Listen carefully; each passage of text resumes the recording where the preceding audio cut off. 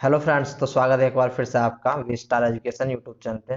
तो आज के इस लेक्चर में हम बात करने वाले हैं प्लाज्मा मेम्ब्रेन के बारे में। ये प्लाज्मा मेम्ब्रेन आपके जो है, चाहे आपका जूलॉजी बैकग्राउंड हो, बायोकेमिस्ट्री हो, बॉटनी हो, इवन माइक्रोबायोलॉजी है, ये सब में आपसे पूछी जाती है। तो ये आपके लिए इम्पोर्टेंट होने वाला है ये वाला लेक्चर। ठीक है, हम पढ़ेंगे यूकैरियोटिक के बारे में, हम बैक्टीरिया, आर्किया, इन सब की जो प्लाज्मा मेम्ब्रेन है उनके बीच में हम डिफरेंस देखेंगे। बट हम एक ओवरऑल देख लेते हैं प्लाज्मा मेम्ब्रेन के बारे में। प्लाज्मा मेम्ब्रेन क्या है? ये प्लाज्मा मेम्ब्रेन आपके साइटोप्लाज्म को घेरे रखती है। प्लाज्मा मेम्ब्रेन के डिफरेंट डिफरेंट काम होते हैं, जैसे कि स्ट्रक्चर फाइंड ऑल सेल, मतलब जो प्लाज्मा मेम्ब्रेन होती है वो आपके एवरी सेल में पाई जाती है। ठीक है, ये सिलेक्टिवली परमेबल होती है, मतलब control the entry and exit of material from cell, provide protection for a cell. यानी क्या करती काम करती है कि जो सेल के अंदर जाना है या सेल के बाहर जाना है, एक प्रकार से ट्रैफिकिंग का काम करती है। कौन? Plasma membrane. It also provide a fixed environment inside the cell. और ये क्या काम करते हैं कि सेल के अंदर और बाहर एक फिक्स्ड इन्वायरमेंट रखती है। One is the transport nutrient into the cell and also to transport toxic substance out of the cell. मतलब कि इसके काफ़ी सारे ट्रांसपोर्ट का काम करती है, एज ए व्हीकल का काम करती है।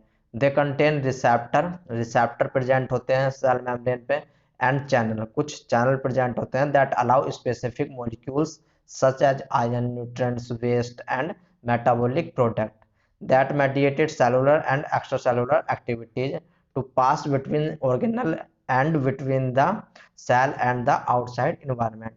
कहने का मतलब क्या है कि जो सेल मेम्ब्रेन होती है वो सेल को प्रोटेक्शन करने का काम करती है, सेल के ट्रैफिकिंग में हेल्प करती है, जिसको सिलेक्टिवली परमेबल कहा जाता है। सेल के और भी काफी सारे काम होते हैं, थोड़ा कैरेक्टर जान लेते हैं। तो हमने पढ़ ही लिया है कि सेल क्या है, कि सेल एक सिलेक्टिवली परमेबल का काम करती है, यानी कि रेगुलेट करती है मोलिकुलर की ट्रैफिकिंग को। आउटर मोस्ट बाउंड्री होती है सेल की, जो आपका सेल होता है उसकी आउटर मोस्ट बाउंड्री होती है, और ये एक लिविंग होती है। जबकि आपके जो cell wall, capsule, slime layer, ये होते हैं, ये नॉन लिविंग में गिने जाते हैं। ठीक है, तो प्लाज्मा मेम्ब्रेन आपके कैसी है? लिविंग है। इसके बाद इस पर इलेक्ट्रिकली चार्ज होता है, जो कि इनसाइड माइनस चार्ज होता है तथा आउटसाइड पॉजिटिव या फिर प्लस चार्ज होता है। इसकी नेचर कैसी होती है? फ्लूडिटी नेचर की होती है। फ्लूडिटी नेचर इसकी किसके कारण होती है? लिपिड के कारण। याद रखना, फ्लूडिटी नेचर जो होती है इसकी लिपिड के कारण होती है। हाईली डायनेमिक नेचर होती है। Work as capacitor, work as capacitor due to receptor, यानी कि अगर कोई इनसे सिग्नल आ रहा है तो ये एज ए लिगेंड का काम करती है, यानी कि इसके ऊपर क्या रहते हैं? रिसेप्टर प्रेजेंट रहते हैं। मेम्ब्रेन पोटेंशियल होता है इसमें -20 millivolt to 220 millivolt तक का। ठीक है, ये बात आपको याद रखना है। आप देख सकते हो इस प्रकार की आपकी प्लाज्मा मेम्ब्रेन होती है। प्लाज्मा मेम्ब्रेन में क्या है? ये बाइलेयर स्ट्रक्चर है। ये आउटसाइड का है ये, तथा ये इनर साइड का है। ये आपका आउटसाइड वाला एरिया है, ये इनर साइड वाला एरिया है। आप देख सकते हो कि यहाँ पर आपके जो लिपिड बाइलेयर है वो दिख रही होगी। ये आपकी जो ब्लू कलर में, ये आपकी प्रोटीन है। प्रोटीन इंटीग्रल भी होती है तथा प्रोटीन जो आपकी पेरिफेरल भी होती है।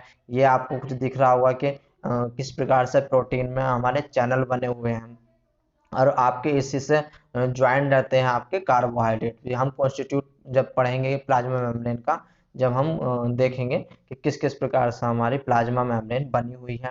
ठीक है, अगर इसमें बात करेंगे हम कि जो इसकी लिपिड बाइलेयर होती है, वो लिपिड बाइलेयर में क्या क्या प्रेजेंट होता है, तो आपका एक हाइड्रोफिलिक हेड होता है। जो आपका ये है एक, अगर हम इसको बीच में से कट कर दें और बीच में से कट करने के बाद हम उसको एक किसी लिपिड को निकाल करके देखेंगे, तो उसकी कुछ स्ट्रक्चर ऐसे चलेगी आपको कि जो आपका पोलर, ये जो पार्ट होता है ऊपर का, इसको बोलते हैं पोलर पार्ट, और इसको हाइड्रोफिलिक भी बोलते हैं। हाइड्रोफिलिक का क्या मतलब होता है?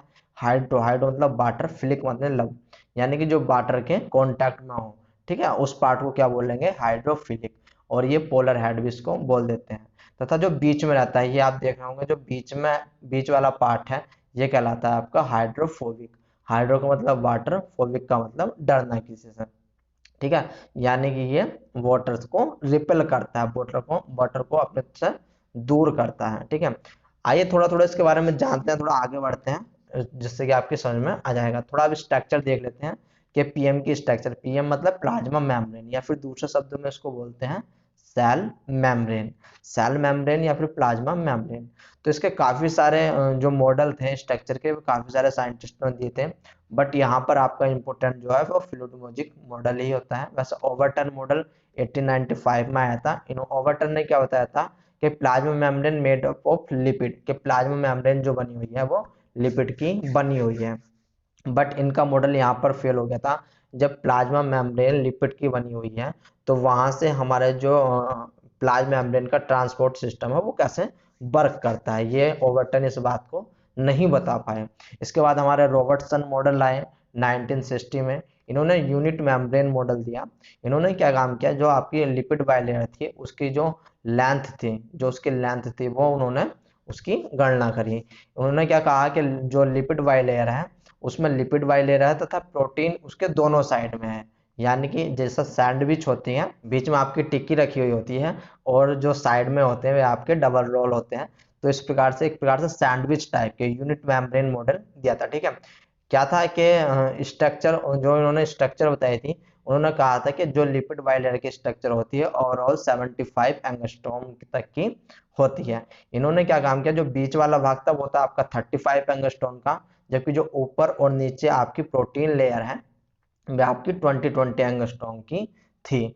बट ये मॉडल था वो भी फेल हो गया। इसके बाद आया फ्लूइड मॉजिक मॉडल। इन्होंने क्या काम कहा, ये सिंगर एंड निकोलसन ने दिया था आपका, कि protein embedded with in bilayer, यानी जो प्रोटीन है वो धसी हुई है किसमें, लिपिड बाइलेयर में। ठीक है, लाइक ए आइसबर्ग, जिस प्रकार से एक समुद्र होता है और उसमें आइसबर्ग तैरते रहते हैं, इसी प्रकार से जो प्रोटीन है वो लिपिड बाइलेयर में तैरती रहती है।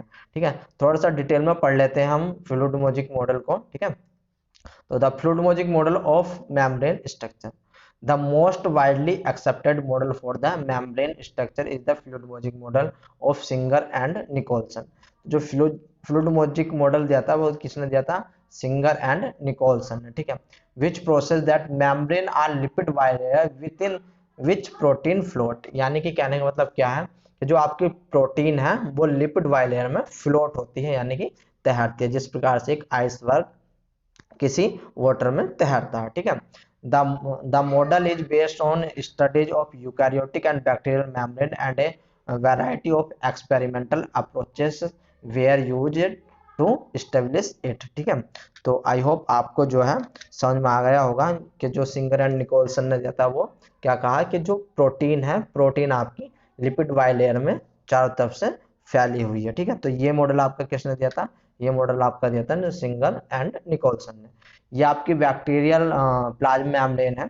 एक्चुअली ये थोड़ा ही फर्क होता है, मतलब ज्यादा फर्क नहीं होता, ज्यादा डिफरेंस नहीं होता आपका, चाहे वो आर्कियल प्लाज्मा मेम्ब्रेन हो या फिर बैक्टीरियल प्लाज्मा मेम्ब्रेन हो या फिर यूकैरियोटिक प्लाज्मा मेम्ब्रेन हो।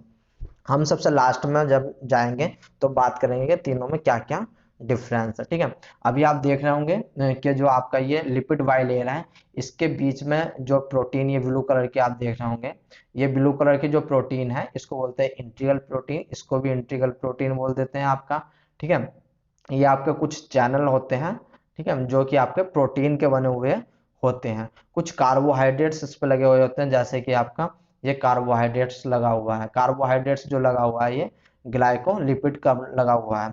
याद रखना कि जो आपका कार्बोहाइड्रेट होता है वो भी लिपिड बाइलेयर में प्रेजेंट होता है, बट वो कभी अकेला नहीं होता है, या तो वो लिपिड के साथ रहेगा, अगर लिपिड के साथ है तो उसे ग्लाइकोलिपिड बोलेंगे, या फिर अगर प्रोटीन के साथ है तो उसे ग्लाइको प्रोटीन के नाम से जाना जाएगा।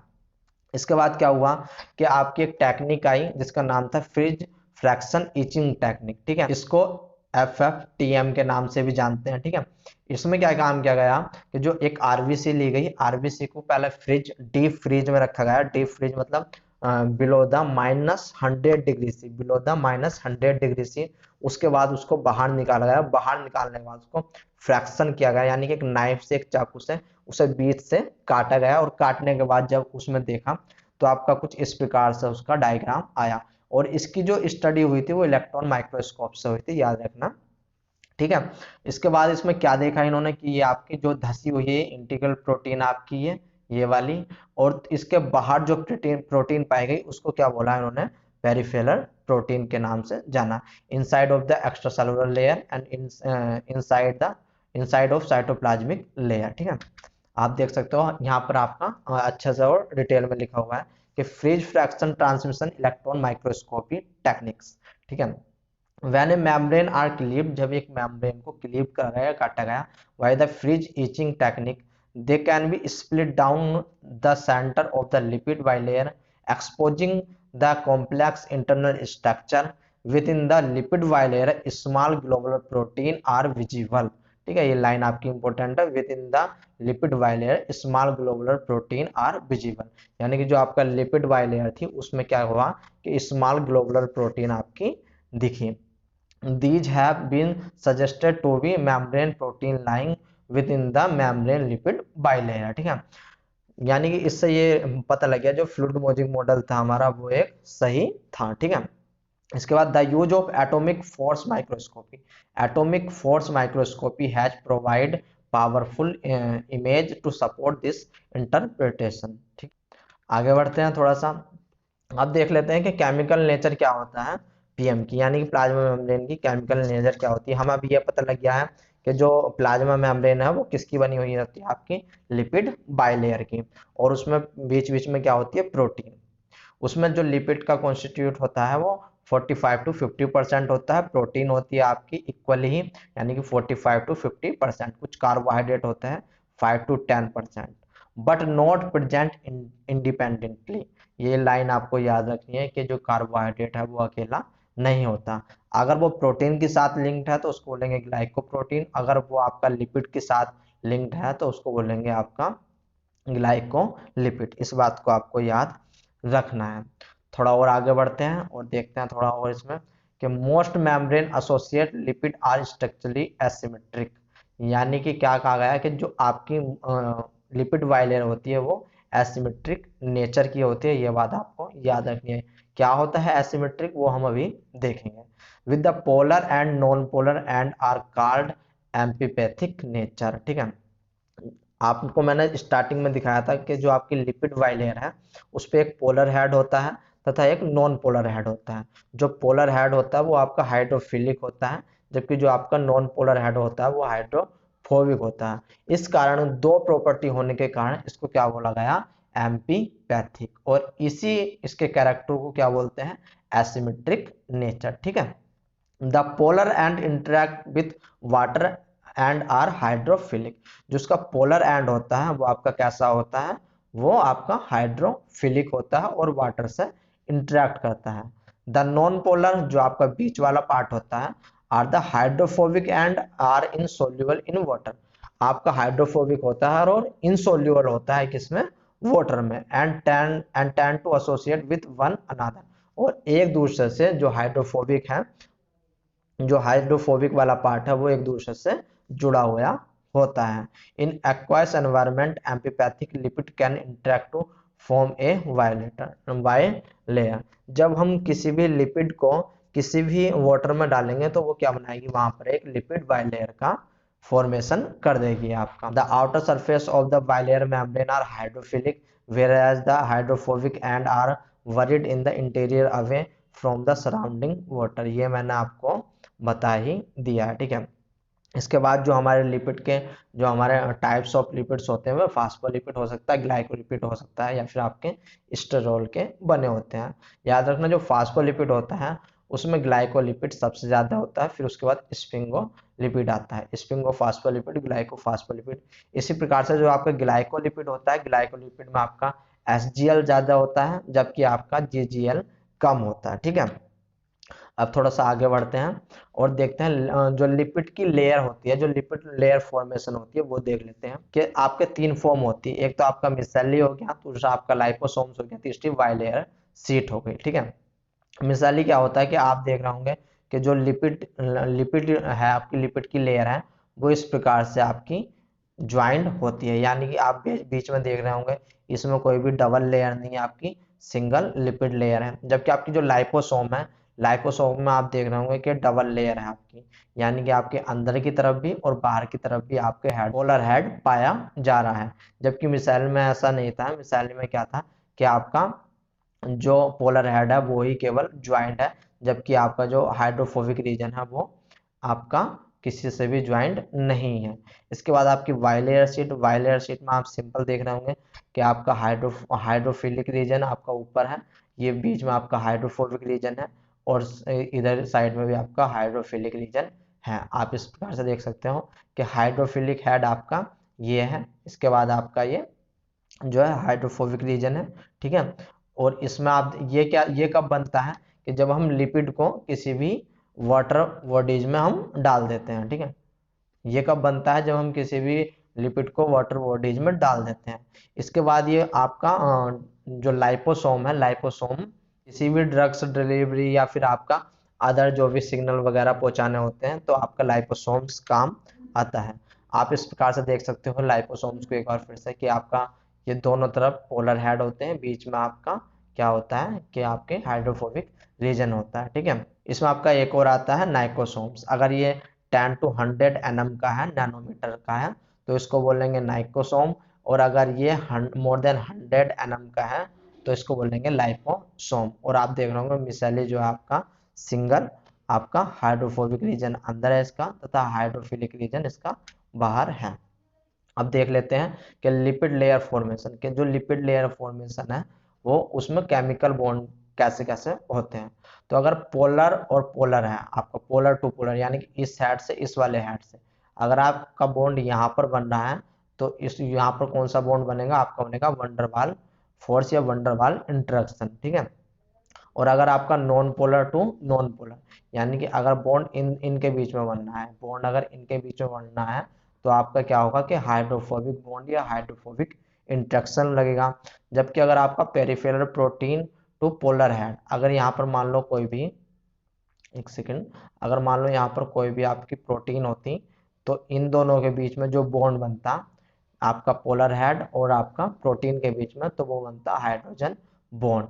जबकि इसके बाद जो इंटीग्रल प्रोटीन और लिपिड बाइलेयर है, जो इंटीग्रल प्रोटीन मान लो अगर आपकी कोई सी प्रोटीन यहाँ पर होती तो अगर इनके बीच में बॉन्ड बनता है यानी कि इस प्रोटीन और इनके बीच में, तो यहाँ पर हाइड्रोजन बॉन्ड और हाइड्रोफोबिक इंट्रैक्शन दोनों प्रकार के बॉन्ड आपके बनते हैं। तो आपको ये बात याद रखनी है। केमिकल बॉन्ड में से आपका गेट में एक बार पूछा जा चुका है, CSIR नेट में भी 2-3 बार यहाँ से क्वेश्चन पुटअप कर लिए गए हैं, ठीक है। तो आप इस बात को याद रखेंगे। चलिए आइए नेक्स्ट देखते हैं कि मूवमेंट ऑफ लिपिड बाइलेयर, जो लिपिड बाइलेयर होती है उसकी मूवमेंट किस प्रकार की होती है।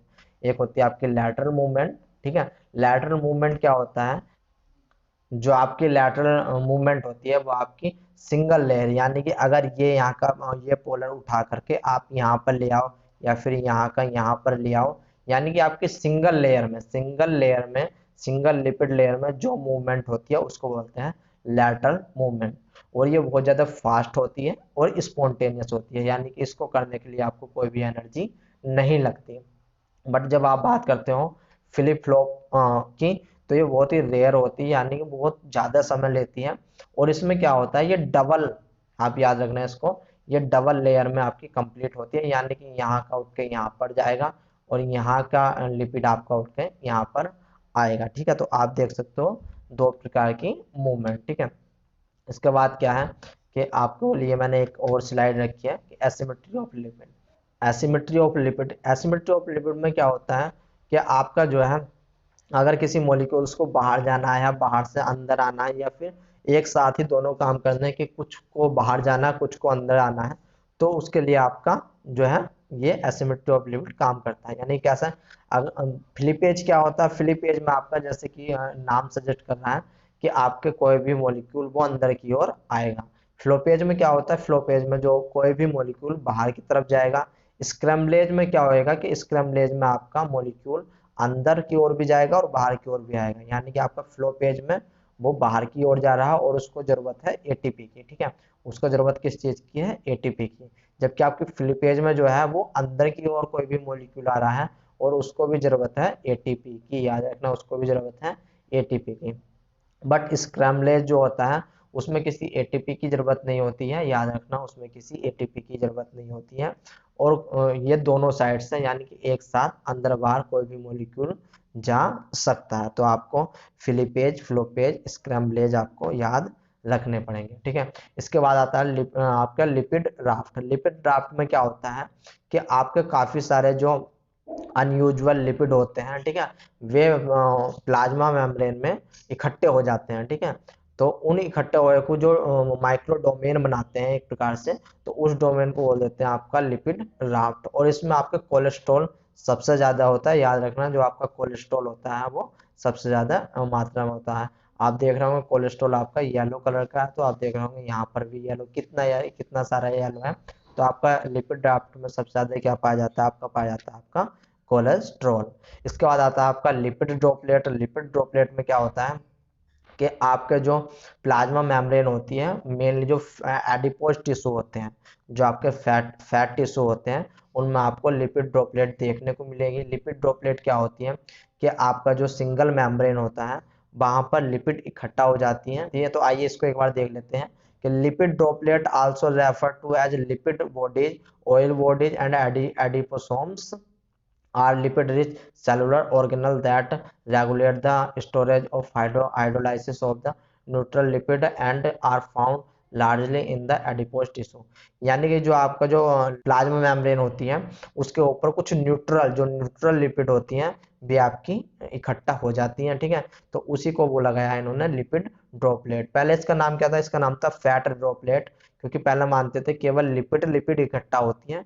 बट जब इसकी और स्टडी करी गई तो देखा गया कि नहीं, इसमें प्रोटीन भी इकट्ठी होती है, तो अभी इसका नाम पड़ा लिपिड ड्रॉपलेट, ठीक है। पढ़ सकते हो आप पीछे। गेट में एक्चुअली इतना आपका नहीं आता जितना आ रहा है गेट में, वो बहुत ज़्यादा पढ़ा रहा हूँ गेट के हिसाब से भी, ठीक है। तो ये आपका इवन CSIR में भी काम आने वाला है। तो आप ये ना समझे कि मैं फास्ट भाग रहा हूँ, जहाँ पर मुझे ज़रूरत है मैं वहाँ पर आपको पढ़ा रहा हूँ, ठीक है। फिर इसके बाद chemical nature of plasma membrane. अब देख लेते हैं कुछ प्रोटीन। प्रोटीन आपकी दो प्रकार की प्रोटीन होती है, एक पेरिफेरल फेरल यानी कि जो आपकी बाहर की ओर पाई जाती है, जो जो लिपिड वायलेट होती है उससे बाहर की ओर पाई जाती है। और दूसरी होती है आपकी इंटीग्रल प्रोटीन, जो आपकी बाइलेयर में धसी हुई होती है। Two types of membrane protein have been identified based on their ability to be separated from the membrane, ठीक है। पहली होती है आपकी peripheral. Peripheral protein are loosely connected to the membrane and can be easily removed, ठीक है, बाहर की ओर लगी हुई होती है, ठीक है, और इसको हम इजिली रिमूव कर सकते हैं। They are soluble in aqueous solution, make up about 20 to 30% of total membrane protein, यानी कि टोटल मेम्ब्रेन प्रोटीन होती है उसका 20 to 30% आपका भाग बनाती है, ठीक। इसके बाद आते हैं आपकी integral protein. About 70 to 80% of integral protein आपकी होती है, ठीक है। These are not easily extracted from the membrane and are insoluble in aqueous solution. When freed of lipid, integral protein like membrane lipid are amphipathic. Their hydrophobic region are buried in the lipid while the hydrophilic portion project from the membrane surface। यानी जो integral protein होती है वो आपकी lipid bilayer में धसी हुई होती है, और जो उसका बाहर का पार्ट होता है वो आपका एक्वायस सॉल्यूशन से रिएक्शन करता है, और वहाँ वो पार्ट का आपका क्या क्या कहलाता है, आपका कहलाता है वो हाइड्रोफिलिक। जबकि जो पार्ट लिपिड बाइलेयर में धसा हुआ होता है उस पार्ट को बोलते हैं हम hydrophobic part. Integral protein can diffuse laterally in the membrane to new location but do not flip flop or rotation through the lipid bilayer. तो जो इंटीग्रल प्रोटीन होती है वो लैटरली डिफ्यूज कर सकती है, यानी कि एक एक जगह से दूसरी जगह जा सकती है, बट वो फ्लिप फ्लॉप मूवमेंट नहीं कर सकती। याद रखना, जो इंटीग्रल प्रोटीन होती है आपकी वो लैटरली, ये जो स्टेटमेंट है ये आपका CSIR में पूछा जा चुका है और गेट में भी पूछा जा चुका है। तो याद रखना, जो इंटीग्रल प्रोटीन होती है वो आपकी लैटरली मूवमेंट करती है, बट फ्लिप फ्लॉप मूवमेंट आपकी नहीं कर पाती है, ठीक है। इसके बाद कार्बोहाइड्रेट को देख लेते हैं। Carbohydrate often are attach to the outer surface of the plasma membrane protein where they have important function. यानी कि जो कार्बोहाइड्रेट्स है वो आपका लिपिड बाइलेयर के बाहर की ओर जुड़ा हुआ होता है, ठीक है, और बहुत ज़्यादा जो उसके फंक्शन है वो एक इम्पोर्टेंट रोल प्ले करता है। जैसे कि आपके एंटीजन डिटर्मिनेशन में आप देखते होंगे, अपने डेली लाइफ में सुनते होंगे कि आप अलग अलग ब्लड ग्रुप होता है अलग अलग व्यक्तियों का, जो वो अलग अलग ब्लड ग्रुप होता है तो आरबीसी पे एंटीजन के कारण वो ब्लड ग्रुप आपका होता है। इसके बाद आपका मोलिकुलर रिकॉग्नाइजेशन में, यानी कि आपका जो रिसेप्टर की तरह काम करता है। सेल एडिशन में, एक सेल से दूसरे सेल पे चिपकना, ठीक है। जब हम सेल सिग्नलिंग पढ़ेंगे तब हम इसका रोल देखेंगे। इवन इम्यूनोलॉजी में भी इसका बहुत ज्यादा रोल आता है, ठीक है। अब हम देखेंगे प्लाज्मा मेम्ब्रेन ट्रांसपोर्ट सिस्टम, कि प्लाज्मा मेम्ब्रेन ट्रांसपोर्ट सिस्टम क्या होता है। कि exchange of the molecule through the plasma membrane, यानी कि जो आपका प्लाज्मा मेम्ब्रेन से कोई भी मॉलिक्यूल बाहर की तरफ जाए या फिर अंदर की तरफ जाए, उसको बोलते हैं प्लाज्मा मेम्ब्रेन ट्रांसपोर्ट सिस्टम। ये आपका दो प्रकार का होता है, एक होता है पहला आपका पैसिव ट्रांसपोर्ट, सेकंड आपका होता है एक्टिव ट्रांसपोर्ट। तो याद रखना, जो पैसिव ट्रांसपोर्ट होता है वो आपका ये वाला भाग है कि डाउन द कंसंट्रेशन ग्रेडियंट, यानी कि आपका हाई टू लो। जब आपका मॉलिक्यूल्स किसी भी सॉल्यूशन में हाई टू लो जाता है उसको बोल देते हैं पैसिव ट्रांसपोर्ट। तो याद रखना इसका ये वाला है, ठीक है। थोड़ा डायग्राम में मिस्टेक हो गई है। इसके बाद क्या होता है कि आपका active transport system. Active transport में क्या होता है कि अगेंस्ट द कंसंट्रेशन ग्रेडियंट, इसमें अगेंस्ट द कंसंट्रेशन ग्रेडियंट चलना पड़ता है। क्यों? क्योंकि हम लो टू हाई जाते हैं, जहां पर आपके मोलिकुलर लो होंगे हम वहां से कहां की ओर जाएंगे जहां पर मोलिकुलर आपके हाई होंगे। तो इसमें क्या होता है आपका एक्टिव ट्रांसपोर्ट में आपकी एटीपी की जरूरत पड़ती है। तो याद रखना एक्टिव ट्रांसपोर्ट में आपकी एटीपी की जरूरत पड़ती है। आपका पैसिव ट्रांसपोर्ट आपका दो प्रकार का होता है, एक तो सिंपल डिफ्यूजन, दूसरा होता है आपका फैसिलिटेटेड डिफ्यूजन। जो सिंपल डिफ्यूजन होता है, अगर आपकी केवल मूवमेंट वाटर वाटर की है, अगर आपकी मूवमेंट केवल वाटर वाटर की है तो वहां पर आपकी टर्म आती है ऑस्मोसिस की, ठीक है। और अगर आपकी मूवमेंट जो है वाटर के अलावा, वाटर है वाटर के अलावा उसमें मॉलिक्यूल्स हैं, तब वहां पर काम करता है डिफ्यूजन, ठीक है। तो बात करेंगे जी कि जो आपकी ओस्मोसिस, ओस्मोसिस भी आपके तीन प्रकार के होते हैं, एक आपका आइसोटोनिक, एक आपका हाइपोटोनिक और एक होता है आपका हाइपरटोनिक। आपका आइसोटोनिक में क्या होता है कि equal solute to that of the cell content, यानी कि सेल के दोनों साइड, यानी कि सेल के आउटसाइड और सेल के इनसाइड आपका जो वाटर लेवल है वो मेंटेन रहता है, यानी कि इक्वल रहता है, ठीक है। इसके बाद आपका आ जाता है हाइपोटोनिक सॉल्यूशन, जैसे कि इसका नाम शो कर रहा है हाइपो, हाइपो का मतलब होता है लो, यानी कि lower solute concentration than cell content. यानी कि हाइपो में क्या होता है कि हाइपो में जो है जो वाटर है वो वाटर आपका सेल के अंदर ज्यादा होता है, ठीक है। यानी कि जो वाटर का फ्लो है वो आउटसाइड टू इनसाइड ज्यादा होगा। जबकि इसके विपक्ष में जो हाइपरटोनिक सॉल्यूशन होता है, हाइपर, हाइपर का मतलब होता है higher, higher solute concentration that cell content, यानी कि जो आपकी सेल होगी उसके अंदर से बाहर की ओर वाटर जाएगा। क्यों? क्योंकि वहां पर हायर कंसंट्रेशन ऑफ सोल्यूट भरे हुए हैं, जिसके कारण क्या होगा कि जो वाटर है वो वाटर आपका बाहर की ओर जाएगा। तो जो आपका हाइपरटोनिक है, हाइपरटोनिक में जो आपकी सेल है वो श्रिंक होगी, जबकि जो हाइपोटोनिक है, हाइपोटोनिक में आपकी सेल वर्स्ट होगी। यानी कि हाइपोटोनिक में क्या होगा कि आपका वाटर ज्यादा भर जाएगा, और जब वाटर ज्यादा भर जाएगा तो आपकी सेल ऑटोमेटिकली कैसी होगी, वो वर्स्ट हो जाएगी। जबकि आपकी हाइपरटोनिक में क्या होगा कि सेल में आपका वाटर कम है, वाटर कम होगा तो वो सेल आपकी श्रिंक हो जाएगी।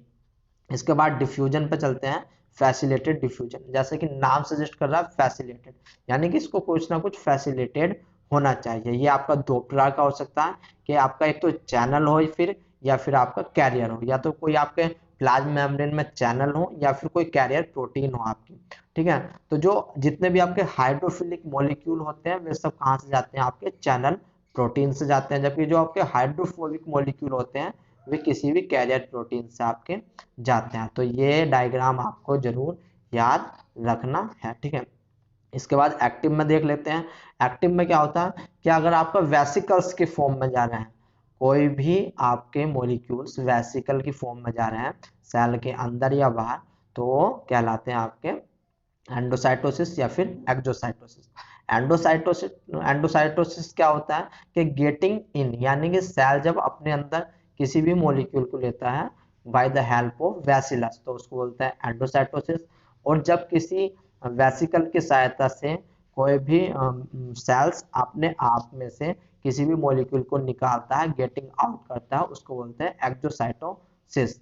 तो आपका जो एंडोसाइटोसिस होता है वो तीन प्रकार के होते हैं, phagocytosis, pinocytosis and second is receptor mediated endocytosis.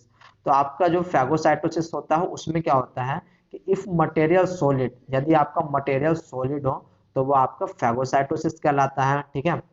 और अगर आपका जो मटेरियल लिक्विड हो तो वो आपका कहलाता है पिनोसाइटोसिस।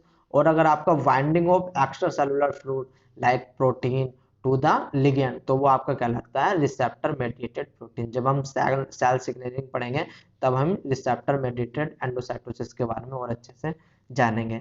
इसके बाद क्या होता है कि इसके बाद होते हैं पंप, आपके पंप आते हैं, जैसे सोडियम पोटेशियम पंप आ गया आपका, कैल्शियम पंप आ गया आपका, ठीक है। इस प्रकार से आपके ये सब कैसे रहेंगे आपके, ये सब आपके एक्टिव ट्रांसपोर्ट सिस्टम में आते हैं। इनके लिए क्या होता है कि इनके लिए सेल को एनर्जी लगानी पड़ती है, ठीक है। इसके आगे देख लेते हैं आप डिफ्यूजन एंड ओस्मोसिस में मैंने थोड़ा अंतर लिखा हुआ है, आप इनको अपनी तरफ से पढ़ सको। अभी तक हमने प्लाज्मा मेम्ब्रेन के बारे में जितना ही पढ़ा वो और ओवरऑल सभी के लिए था, ठीक है, वो सभी के लिए था।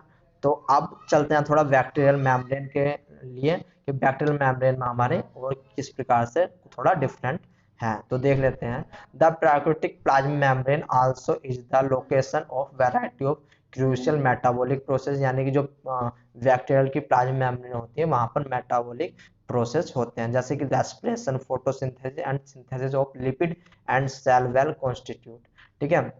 तो आपका जो लिपिड का फॉर्मेशन होता है वो कहाँ पर होता है बैक्टीरिया के अंदर, सेल मेम्ब्रेन में। जबकि आपका क्वेश्चन, आपको मैं इसमें क्वेश्चन दे रहा हूँ कि आपका यूकैरियोटिक में लिपिड का फॉर्मेशन किस जगह पे होता है, आप कमेंट में जरूर बताइए, ठीक है।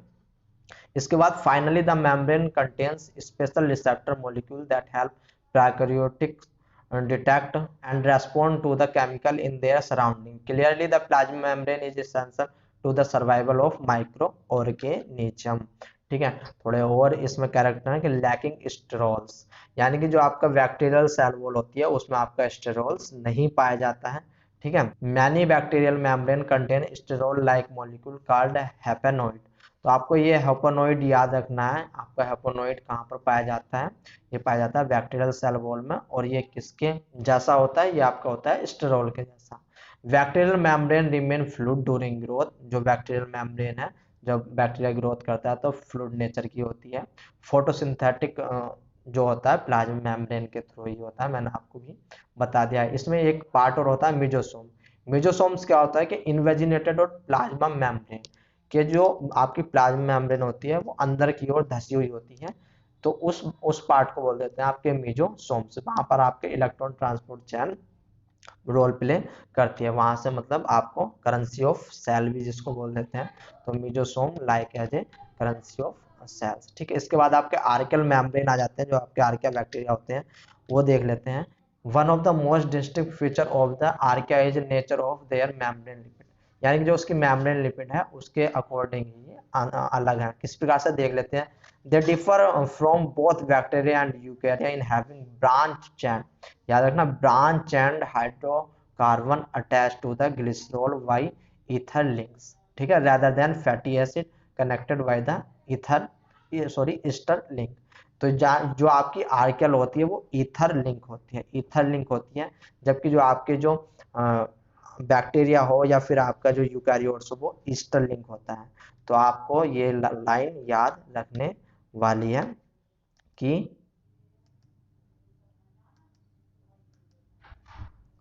कि आपका जो आर्किया में होता है, आर्किया में आपकी ईथर लिंक होती है, ठीक है। आर्किया में आपकी कैसी है कि ईथर लिंक होती है, ठीक है। तो इसी के साथ साथ हमारा ये जो है जो लेक्चर है वो समाप्त होता है। अगले लेक्चर में हम बात करेंगे कुछ प्लाज्मा मेम्ब्रेन से रिलेटेड क्वेश्चन एंड आंसर की। जब तक के लिए बाय बाय, टाटा एंड नमस्कार।